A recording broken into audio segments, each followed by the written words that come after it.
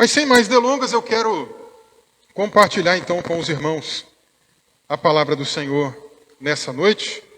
Abra comigo aí a sua Bíblia no Evangelho de Lucas, no capítulo 5. Enquanto você vai localizando aí também, a gente teve ontem a nossa programação aqui na igreja também do trabalho com os casais, né? Eu acabei não conseguindo vir participar, mas eu vi aqui as fotos, né, gente? Foi realmente aí uma bênção muito grande. Fico muito feliz da gente ter conseguido aí trazer mais casais. A igreja está bem cheia, né? E da gente ter sido aí abençoado por aquilo que o Senhor tem para nos ensinar, né? Fico muito contente que o Senhor continue abençoando aí a vida de todos os irmãos.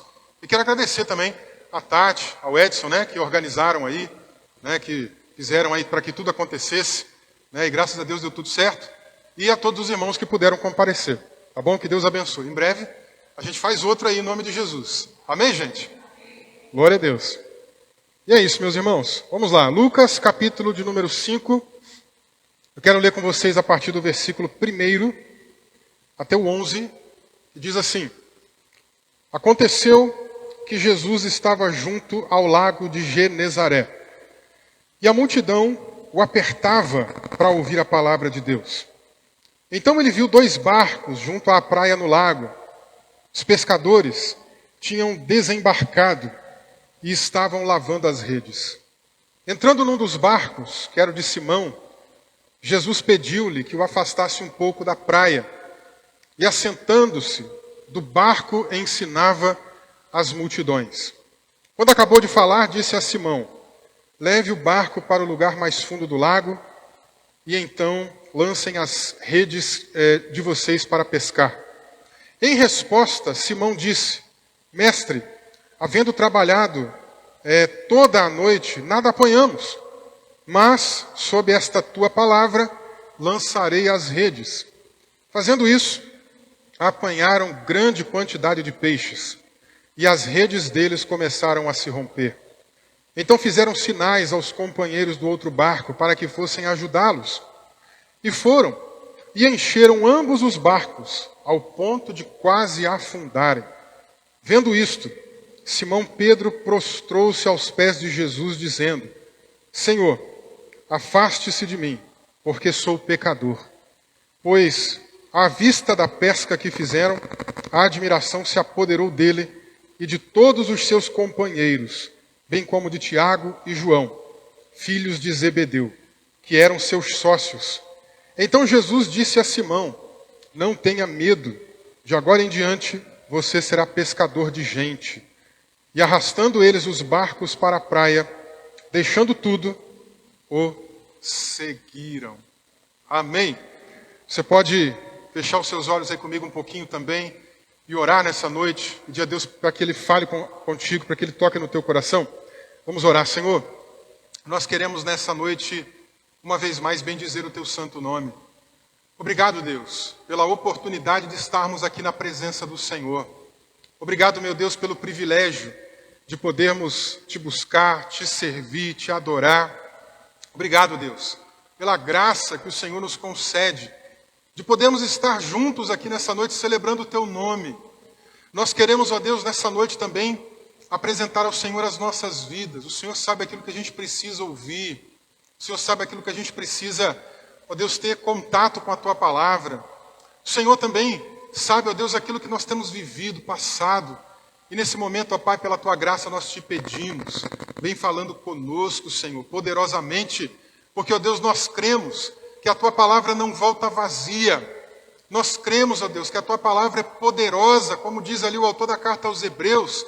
Ela é mais penetrante do que uma espada de 2 gumes. Ela separa juntas e medulas, alma e espírito. E ela ainda, Senhor, é apta para discernir os pensamentos e as intenções do coração. Louvado seja o teu nome, Senhor. Deus querido, te apresentamos esse texto que fizemos a leitura. Que o teu Espírito Santo venha falando conosco, Pai. Que o teu Espírito Santo venha nos guiando em toda a verdade. E que possamos, ó Deus, ser aqui abençoados pelo poder da tua palavra. No nome santo de Jesus, assim oramos e assim agradecemos desde já. Amém e amém. Glória a Deus.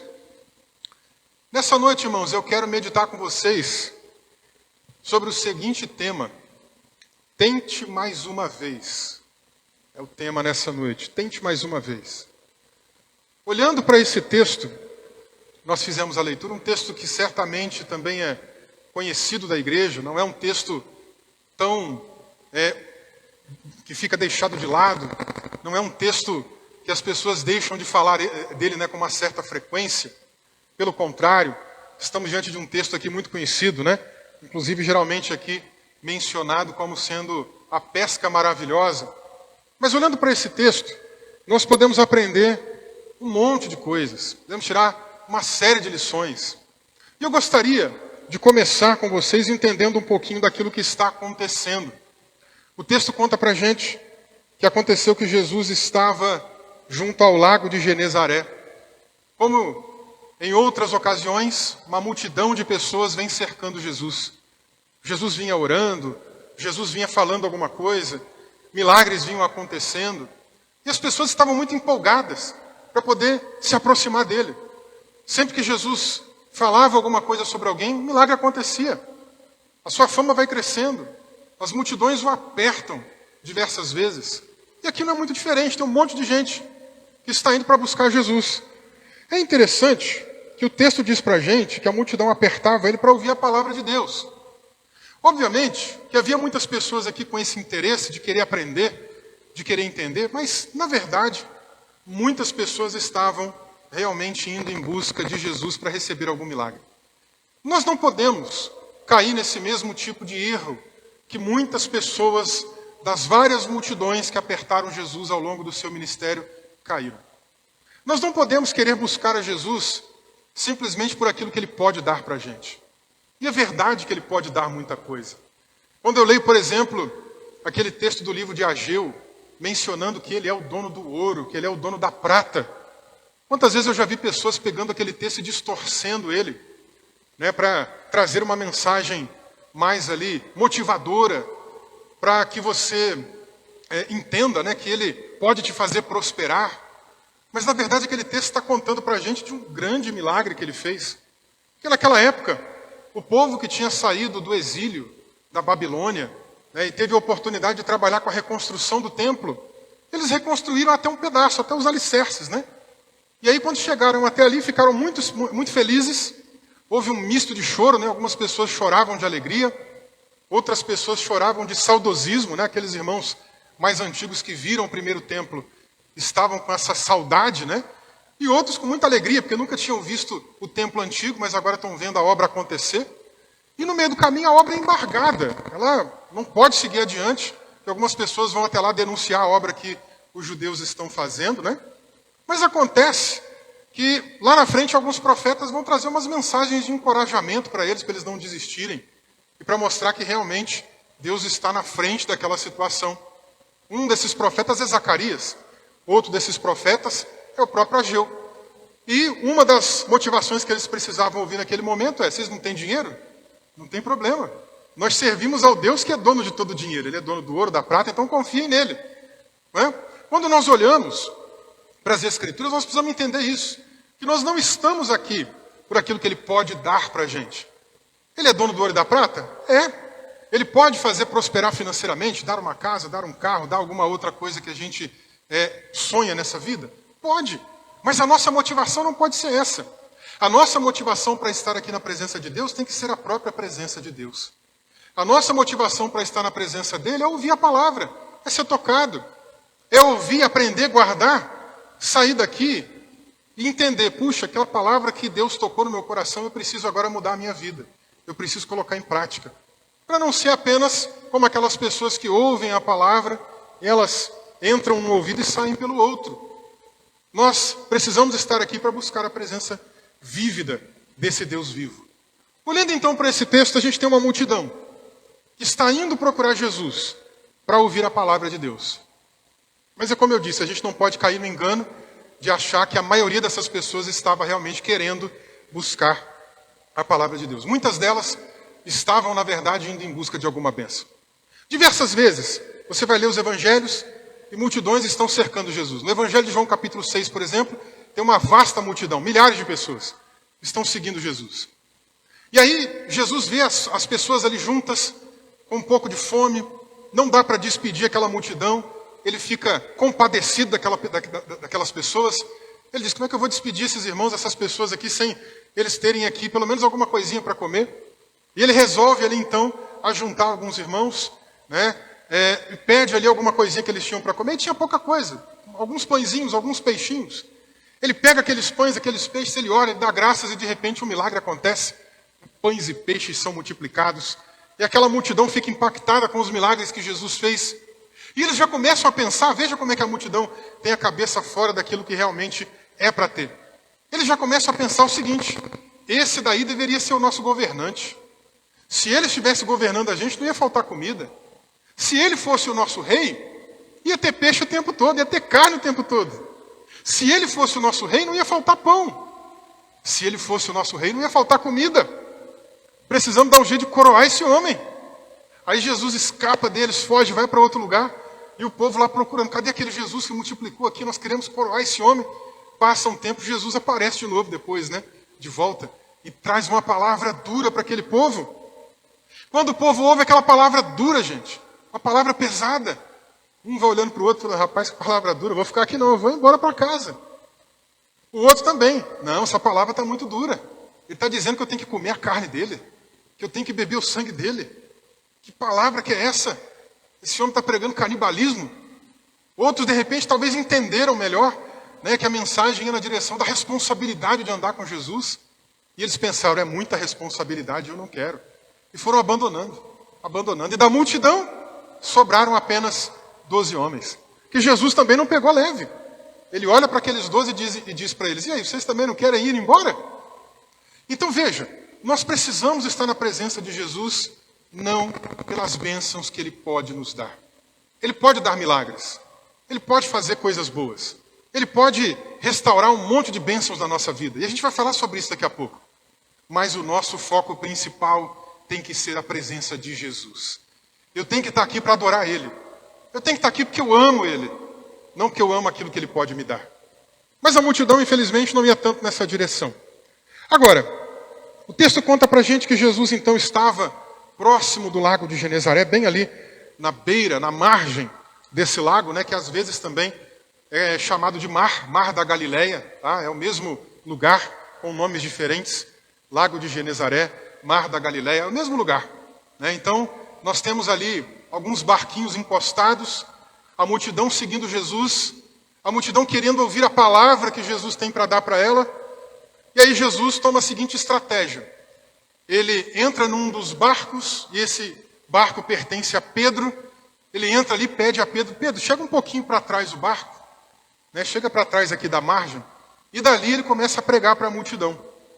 Mas eu queria lembrar vocês que esse lugar é um lugar importante no ministério de Jesus.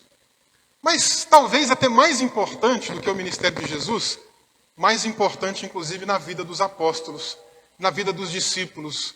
Porque tem alguns momentos, alguns lugares, né, que Jesus parece que faz algumas coisas extraordinárias, que marca a vida dessas pessoas. Nesse lugar que Jesus vai marcar a vida desses homens aqui pela primeira vez, depois, esse mesmo lugar vai ser palco de outros milagres também. Por exemplo, em Mateus, capítulo de número 8, nós vamos ter aqui um milagre também acontecendo nesse mesmo lugar, nesse mar da Galileia, lago de Genezaré. O que está acontecendo lá em Mateus, capítulo 8, do versículo 23 em diante? Aquele momento que a gente tem Jesus acalmando a tempestade. Vocês viram aqui que Pedro e outras pessoas são sócias, né? Eles têm uma empresa de pescaria, eles são pescadores profissionais. E aqui, nesse texto de Mateus capítulo 8, esses pescadores profissionais estão em alto mar, Mar da Galileia, né? E de repente, vai chegando ali um certo momento, tudo vai escurecendo, vai ficando um breu, muitas nuvens vão se juntando, eles não conseguem ver muita coisa que está acontecendo na frente, um vendaval muito grande, começa a cair um monte de gota, daqui a pouco se torna uma tempestade, o barquinho que é pequeno começa a balançar para um lado, balançar para o outro. Esses homens que são pescadores profissionais estão lá tentando mexer em alguma coisa, mexe na vela, mexe nisso, mexe naquilo, para tentar resolver, até que chega num certo momento que não tem o que fazer. E eles então desesperados agora, vão lá ver o que Jesus está fazendo. Porque eles estão tentando dar o jeito deles, para ver se aquele barco não afunda, para ver se eles não morrem. E Jesus está onde, gente? Com uma tranquilidade, no fundo do barquinho, dormindo. E eu já falei sobre isso numa outra ocasião. Como é que alguém consegue dormir no meio de uma tempestade daquela? Um barquinho pequeno, e o barco balança para cá e balança para lá, e Jesus está lá, ó, dormindo, balançando também junto, né? Não é um cansaço que consegue fazer alguém chegar a tal desmaio, né, por assim dizer. Não, pelo contrário. O que acontece é que o que está acontecendo ali é a paz de Deus, que o apóstolo Paulo diz que transcende, que excede todo entendimento humano. E essa paz que ele pode dar para a gente, ela está presente totalmente em Jesus. Porque Jesus, diz a Bíblia, que ele é o príncipe da paz. E o príncipe da paz está lá deitadinho dormindo. Eu não sei como é que está a tua vida. Nós começamos o culto aqui nessa noite falando um pouquinho da corça, que suspira pelas águas. Do salmista, que está ali também anelando a presença de Deus. As suas lágrimas têm sido o seu alimento dia e noite. Não sei como é que tem sido a sua vida, seus dias. Não sei se alguma coisa está te importunando.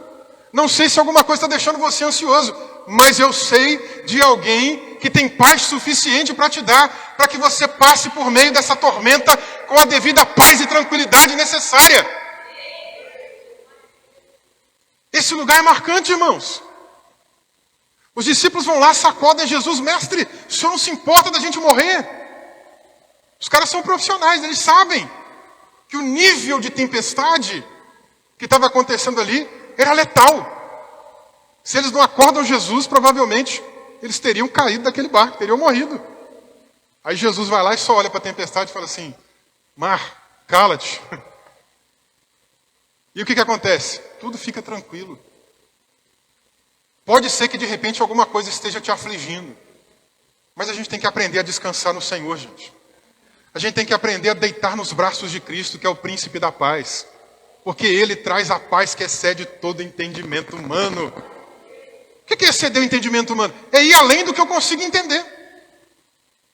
Eu consigo entender algumas coisas. Eu consigo entender alguns fatos. Eu vejo a pessoa que está doente. E ela tem o plano de saúde dela. E ela vai lá e passa no hospital. Rapidinho ela é atendida. Faz os seus exames. Não tem que ficar na fila do SUS aguardando. Eu consigo entender alguém que tem dinheiro e precisa de uma cirurgia de última hora. Ela vai lá e consegue pagar. Mas eu não consigo entender como que a gente, na situação que a gente vive, somente pela graça de Deus e pela paz que Ele pode dar, a gente pode ficar aqui tranquilo esperando nele. Por mais que a tempestade, as ondas dessa tempestade estejam muito fortes, não dá para entender como é que alguém fica tranquilo ali esperando no Senhor. Porque essa paz transcende todo entendimento humano. E é essa paz que Ele quer dar para a gente. Mas veja, esse lugar, gente, é tão marcante no ministério de Jesus e na vida dos discípulos, que mais para frente, em Mateus capítulo 14, outra coisa vai acontecer no mesmo lugar. Mateus capítulo 14, versículo 22 em diante. João Batista tinha morrido, tinha sido decapitado. Jesus estava triste. João Batista é primo dele. João Batista é o cara que veio preparar o caminho do Senhor. Era um profeta. Jesus está triste. Para onde Jesus vai? Vai para o monte. Os discípulos ficam lá no barquinho. Quando os discípulos pegam no sono, estão lá dormindo, Jesus sai de madrugada, vai para o monte orar. E enquanto ele está no monte orando, enquanto ele está lá falando com o Pai, de repente, irmãos, no mesmo lugar, no mesmo mar agitado, nas mesmas ondas bravias, o barquinho dos apóstolos começa a enfrentar uma outra turbulência. E eles estão lá remando, remando. E Jesus lá de cima no monte, hein? Está lá em cima olhando para eles. Só olhando e falando assim, eles não aprendem, né? Vem a maré para um lado, empurrando o barquinho. E o pessoal tentando remar para o outro lado, né? A maré vem para cá e eles remando contra a maré. E vai, e vai, e vai, e vai. Chega uma hora, cansa. Chega uma hora, a gente não tem mais força. Chega uma hora, parece que a gente não tem mais disposição. E eu vou dizer para vocês, na vida da gente também é assim. Às vezes tem umas marés que estão empurrando o nosso barquinho, a nossa vida, a nossa família, a nossa situação para um lado. E você está ali remando. Remando. A onda vem para cá e você rema para lá. Quando você pensa que você avançou um pouquinho, vem a onda de novo e te empurra para trás outra vez. Você rema de novo mais um pouco, a onda te empurra para trás outra vez. E é interessante, Jesus vê aqueles homens ali remando contra a maré. É o que eu disse, uma hora cansa. Ninguém tem força para ficar remando o tempo todo. Cansa. Chega uma hora que a gente não tem mais disposição, não tem mais ânimo, não tem mais força. Quantas coisas de repente na tua vida não tem sido assim? Você está lá remando contra a maré, não aguento mais. Não aguento mais. Estou cansado. Quem sabe, você pensou até, vou desistir, vou entregar os pontos, vou jogar tudo fora, vou chutar o balde, vou acabar com isso logo. Não aguento mais ficar remando contra a maré. O que Jesus falou? Eles estão lá cansados, né? O braço cansado. O que Jesus já disse numa outra ocasião? Você está cansado? Vem a mim você que está cansado. Vem a mim você que está oprimido. Vem a mim você que está sobrecarregado. E eu aliviarei. Eles estão lá remando contra a maré, cansados, gente.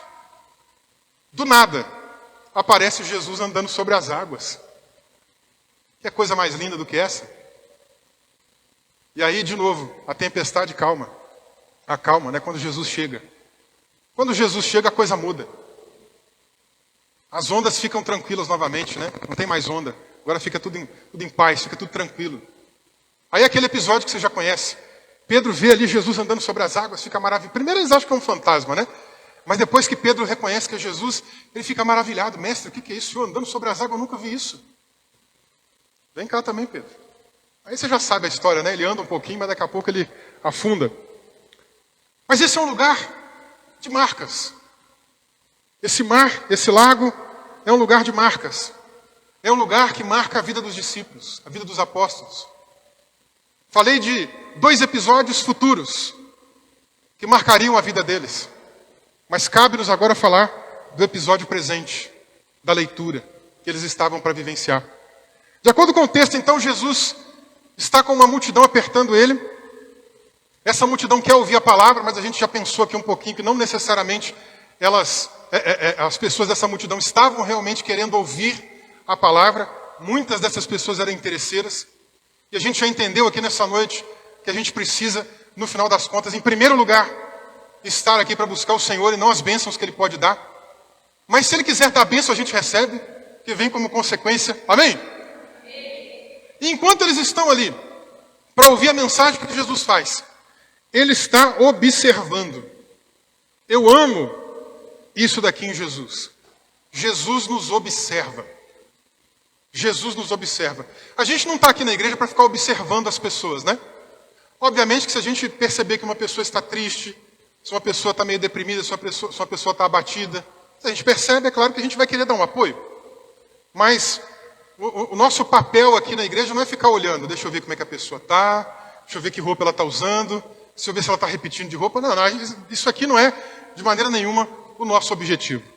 Mas quando eu olho para o texto bíblico, eu sempre vejo Jesus observando as pessoas. Jesus olha para a gente. Um dia Jesus está num culto lá com os irmãos e de repente tem um monte de gente vindo entregar oferta. Gente abastada, gente rica, gente de grana. Eles vêm, dão até uma boa oferta, mas dão daquilo que está sobrando. Aí Jesus fica só de olho, esse pessoal está dando o que está sobrando. De repente aparece uma viúvazinha pobre, não tinha mais nada. Pega suas últimas economias, dá tudo que ela tem e coloca lá. A oferta em termos de quantidade era menor, mas em termos de qualidade foi a maior. E Jesus estava observando ela. Um outro dia Jesus estava num culto, cheio de homens e mulheres ali reunidos, e de repente vê uma mulher que andava encurvada por 18 anos. Ela tinha algum problema de saúde, ou entendemos até que era espiritual, mas ela andava encurvada, não conseguia olhar para cima, porque andava só encurvada. E diz o texto bíblico que Jesus ia olhando para ela. E olhando para ela, o que fez? Chamou para perto de si e repreendeu aquilo que estava sobre ela. E ela agora podia olhar para cima. E quem sabe até cantar o salmo. Elevo os meus olhos para os montes e digo, de onde virá o meu socorro? Talvez antes ela não podia cantar, porque ela só andava encurvada. Mas Jesus observa. Jesus está sempre olhando para a gente. Talvez a gente não perceba como é que o outro está. Talvez a pessoa nos engana. Talvez eu engano, você engana. Né? Às vezes a gente está passando alguma tribulação, não quer dar trabalho para ninguém, não quer dizer que está passando, né? A gente fica na nossa. Alguém pergunta, como é que você está? Você faz igual aquela mulher lá do profeta Eliseu. Como é que você está? Está tudo bem? Está tudo bem, está tudo bem. Mentira, né? Às vezes não está tudo bem. Às vezes a gente está passando uma tribulação terrível. Às vezes a gente está passando aquela luta. Às vezes as ondas estão quase afogando a gente. E às vezes a gente até pensa, mas ninguém está vendo. Às vezes a gente até pensa, meu irmão não está vendo, minha irmã não está vendo, o pastor não está vendo, o fulano não está vendo, o meu marido não está vendo, a minha esposa não está vendo. Será que ninguém percebe? Meu irmão e minha irmã, tem alguém que percebe. E esse alguém é Jesus. Ele está sempre de olho. Eu olho para o versículo de número 2 aqui, e eu percebo que está escrito o seguinte: então ele viu, tinha 2 barquinhos lá no canto, ele viu alguns homens ali já lavando as redes, ele viu. Jesus está sempre de olho, sempre observando, sempre ativo, sempre sabendo o que está acontecendo. E quando ele vê o que está acontecendo, ele entra no barquinho de Pedro e fala, Pedro, chega esse barco um pouco para trás. O barco chega para trás. E agora ele começa a pregar para a multidão. Não sei o que ele pregou. O texto não conta para a gente. Gostaria muito de saber o que será que Jesus pregou para essa multidão em Lucas capítulo 5. Não sei. O que ele pregou, o tema do sermão, eu não sei. Mas uma coisa eu sei, depois que ele terminou de pregar, como sempre, Jesus faz uma coisa inusitada. Jesus fala algo agora inesperado. Preste atenção, Jesus fala algo inesperado. Ele vê ali então o pessoal lavando as redes, e ele então agora no versículo 5, ou melhor, no versículo 4, ele diz assim para o apóstolo Pedro, leve o barco para o lugar mais fundo do lago, e então lancem as redes de vocês para poder continuar pescando. Aí o que Pedro responde? Eu gosto dessa resposta de Pedro. É uma resposta muito humana, gente. É uma resposta muito honesta. Sabe por quê? Porque às vezes a gente é cristão, está na igreja, está servindo a Deus.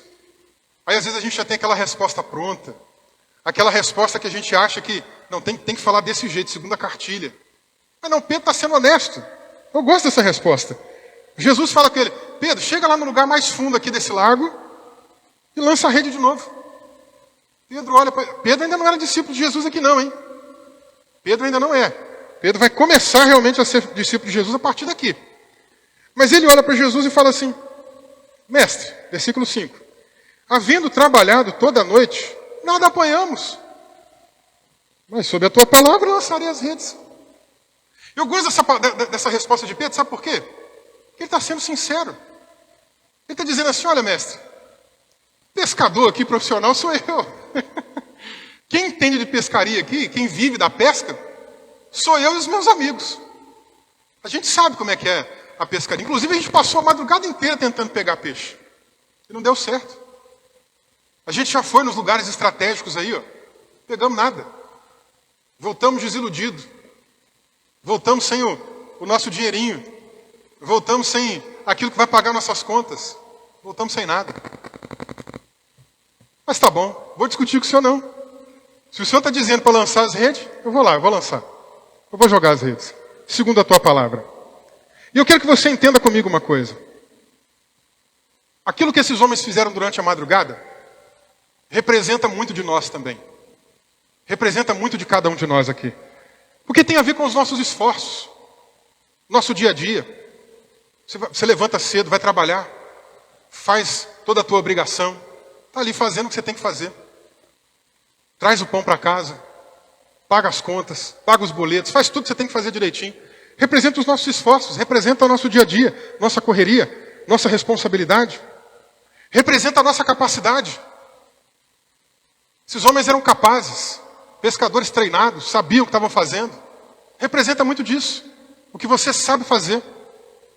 Se alguém vir conversar contigo aí sobre a tua profissão, se alguém vir conversar com você sobre aquilo que você tem habilidade para fazer, você vai falar com alegria, vai falar com tranquilidade.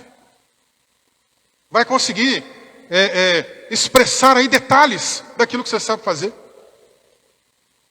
Agora, tudo isso aqui que nós estamos vendo, representa então nossas condições naturais. Nosso esforço natural. Nossa rotina. Você levanta, trabalha, faz tudo que tem que fazer. Mas às vezes não funciona como a gente gostaria que funcionasse. Às vezes não chega no resultado que a gente gostaria que chegasse. Pode simbolizar também não apenas os nossos esforços naturais, podem simbolizar os nossos esforços sobrenaturais também. Porque quem sabe, você também tem dado duro na tua vida espiritual, orando. Talvez você tenha sido ali fiel na oração. Você tem aquele tempo para orar, você tira aquele tempo para jejuar, você tira aquele tempo para ler a Bíblia, você tira aquele tempo para os seus exercícios espirituais. Mas aí de repente aquela bênção que você tanto espera não chegou. Aquele resultado que você vinha tanto aguardando, não aconteceu ainda. E às vezes a gente pode estar como aqueles homens, prestes a desistir de alguma coisa. Estou fazendo, estou tentando, estou lutando, estou batalhando. Estou usando meu intelecto, estou usando minhas habilidades, estou usando meu conhecimento, estou usando meu esforço. Porque virar a madrugada para pescar, precisa de esforço, gente. Mas nada aconteceu. Chegou na madrugada, amanhecendo, eles viram que não pegaram nada, falou, tá bom, tem o que fazer mesmo, vamos embora. Desistiram da pesca. Já tinha até um pessoal ali lavando a rede, né, limpando ela, porque já não tinha mais o que fazer naquele dia. Quantas vezes na vida da gente também as coisas não são parecidas? A gente tentou, trabalhou, lutou, orou, jejuou, e o resultado não chegou. O que você vai fazer agora? Vai lavar suas redes? Vai desistir? Vai chutar o balde? Vai abandonar tudo que você lutou até aqui? Porque naquele momento o resultado não chegou? Porque a coisa que você tanto aguarda ainda não veio? Vai desistir? Porque não aconteceu do jeito que você queria? Às vezes a gente coloca expectativa demais nas coisas. A gente quer que algo aconteça do nosso jeitinho. Mas nem tudo acontece do jeito que eu desejo, do jeito que eu quero, do jeito que eu planejo. Por isso que, inclusive, lá na administração de empresas, né, tem até um negocinho que a gente chama de ciclo PDCA. Né? Eu planejo, eu executo o que eu planejei, aí depois eu acompanho, né, eu controlo para acompanhar, para saber se está indo bem, e eu vou, obviamente, perceber que algumas coisas fugiram do meu controle. E não estão conforme o meu planejamento. O que eu faço por último, então? Eu vou agir outra vez. Eu vou criar uma ação para corrigir, para voltar a planejar novamente. Aí o ciclo continua, gente. A vida é assim. Eu não posso desistir. Eu não posso desanimar porque as coisas não aconteceram do jeito que eu sonhei, que eu planejei. Pode não ter acontecido agora. Mas quem é que disse que o tempo que a gente tem de expectativa é o mesmo tempo que Deus tem? A gente está cansado de saber que o tempo de Deus é diferente. A gente está cansado de saber que a gente tem que aguardar o tempo dele acontecer. Zacarias, pai de João Batista, já era idoso. Já pregamos sobre isso aqui. Era um homem idoso. E aí no dia que ele foi executar o serviço dele como sacerdote, um anjo aparece para ele e traz a seguinte mensagem: Deus ouviu sua oração. Se fosse comigo, eu perguntaria qual delas. Mas o anjo já foi direto, né? Ouvi tua oração. Dentro de tanto tempo, a sua esposa vai dar à luz a um filho. Aí ele, não, você está brincando comigo. Eu já sou um homem idoso. Minha esposa também é idosa. Minha esposa é estéril. Não tem como, impossível isso daí. Tá bom, já que você não acreditou, você vai ficar sem falar, vai ficar mudo durante um tempo, né? Olha quantos anos ele esperou, gente. E naquele dia, o milagre chegou, a bênção chegou. Eu não posso desistir. Eu não posso chutar o balde, não. Eu não posso começar a lavar minhas redes aí, ó, dizendo agora já era. Cansei, estressei, não quero mais saber. Porque as coisas não acontecem dentro do meu tempo, nem dentro da minha força. Tudo está debaixo do controle do nosso Deus. E eu tenho que aprender a esperar nele. E me sujeitar a ele. Os homens estão lá lavando as redes. Pedro, por consideração, deve ter visto ali Jesus pregando, né? Deve ter ouvido a mensagem. Esse homem é um sábio. Esse homem é um rabino. Bom, eu não vou desrespeitar ele, né? Não vou desrespeitar. Quem entende de pescaria sou eu, mas tudo bem. Tá bom, Jesus. Já que o senhor está dizendo que é para lançar a rede, nós já tentamos, já pescamos a noite inteira. Mas já que o Senhor está dizendo, eu vou fazer de novo. Talvez você venha orando por alguma coisa durante alguns anos já, ou alguns meses, ou algum tempo. Vou até brincar, né? Talvez você já orou sentado, deitado, virando cambalhota, de cabeça para baixo, não sei. Já tentou de tudo. E agora, de repente, você está aí prestes a lavar as redes. A desistir de tudo, a jogar tudo fora. Mas Jesus também está dizendo para você, ora mais uma vez. Jesus está dizendo para você, insiste mais uma vez. Não para por aqui não. Continua. Não é porque você orou até aqui e não chegou a bênção que você vai parar, não. Continua orando, continua buscando, continua clamando. Pedro não está entendendo nada. É o que eu falei para você. Jesus fala uma coisa inesperada. A princípio, Pedro está meio com desconfiança. Quem sabe com incredulidade. Mas por respeito ele fala, tá bom, mestre, eu vou fazer o que o senhor falou. Eu vou lançar a rede mais uma vez. Vou tentar mais uma vez. E aí ele então vai com os seus amigos, joga as redes, e o texto começa a contar para a gente que agora Jesus faz o inesperado. Primeiro ele fala o inesperado. Agora ele faz o inesperado. Versículo 6, conta assim para a gente. Fazendo isso, apanharam grande quantidade de peixes. E as redes deles começaram a se romper. Eu fico imaginando, o que será que passou na cabeça de Pedro essa hora, hein? O que será que passou na mente dele, hein? Quando ele tinha dito aqui alguns momentos antes, não, eu já tentei, Senhor, mas já que o Senhor está falando, já porque o Senhor que está dizendo, eu vou tentar de novo. Vamos ver o que vai dar. Estou com muita fé nisso não, mas vamos ver o que vai dar. De repente, agora quando ele lança a rede, hein, gente? Mas vem um monte de peixe chegando ali, ó, levando a rede embora. O pessoal já começa a puxar a rede começa a ficar lotada de peixe, impregnada de peixe, não tem mais o que fazer, está prestes a romper, a rasgar. Um olha para o outro e fala assim, eu estou precisando de ajuda, vem cá, corre aqui, senão a rede vai rasgar. Vem me ajudar, vem me ajudar. Aí vem outro, começam todo mundo a puxar, começa a puxar, não cabe no barco. Eles fazem sinal para outro, vem cá, traz o seu barquinho aqui também, precisamos de ajuda. Aí enche um barco de peixe, enche o outro barco de peixe.